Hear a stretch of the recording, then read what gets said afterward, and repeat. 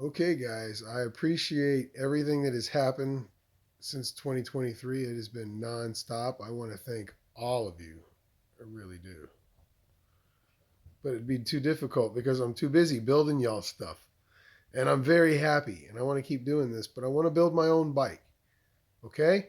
So I'm gonna make we're gonna make one more batch of razor swing arms, and I'll make another batch of razor sets of forks. Okay, but come on, guys, I got to build my bike, and I love it. Thank you so much. You're helping me afford it. Every one of your purchases, I put all the money right back into the company, and we buy more stuff.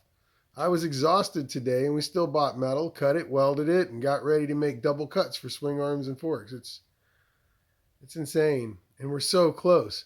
My next big order, I need $1,500 to pay for metal. That'll be my next big order. And then we're going to go ahead and make our own frame. And I want you to be a part of it. I want your help.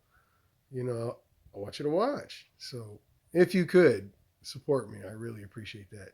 By sharing, liking, commenting, uh, telling other people. Anything helps. I really appreciate it. Thank you.